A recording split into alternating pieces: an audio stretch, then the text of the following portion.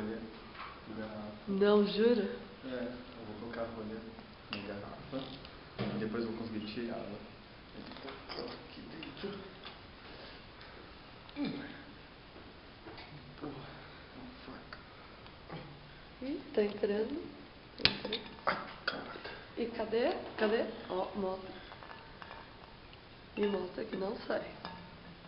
Viu, Ana? Mostra lá que não sai. Não sai, né? Não. É, isso que eu tô pensando, não vai dar certo. Vai lá pegar outra. E ele vai pegar outra sacolinha. É surpresa, não dá pra ver. Ele vai aparecer no meio do nada. Oh. Mostra que a sacolinha tá normal. É uma sacolinha normal, tá? Eu tô tremendo, mas que não sei o que, tô com frio. Coloca essa sacolinha dentro da garrafa. Ai, não dá certo. Tem que cuidar. Sempre dá. Solta o ar. Solta ali. E vai encher, ó. Encheu a sacolinha. E a rolha tá aqui. Enche a sacolinha. Eu vou pedir ajuda da assistente. Ana, segura a Atenção. rolha. A Vai rolha. deixar puxar a rolha. Vai. 3, 2, 1. Ih, tá virando a hora da rua. Ih. Saiu, vai. Deu certo.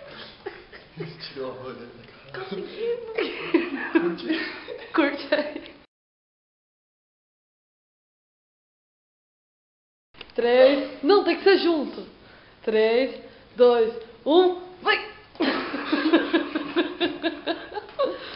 Ai, pô. E agora? Estourar o ar, Juliana. Peraí, não é possível, tem que puxar o ar. Mas ela... Como tirar uma rolha da garrafa? Olha como é que tá. Ah, não saiu, Thiago.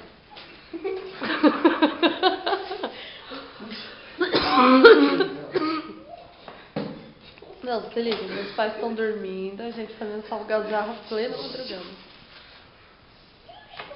Não vai sair. Não vai sair. Não, acho que vai. Tira a mão aqui. Ah, tá bom. Já sei. Eu tô Vamos tirar. tirando. Já sei. Agora, ao contrário, você segura a garrafa e eu seguro a tampa, vai. Peraí, segura. Não. Não, eu sei, eu seguro as coisas, mas deixa eu só furar aqui, ó. Pronto. Vocês estão rasgando a sacola. A rolha já saiu, velho. Vai rasgar. Cadê? Cadê a rolha? Ai, o rolinho. Viu como dá pra tirar uma rolha de dentro da garrafa? Nossa, olha minha mão, velho. Pronto. Ah, isso.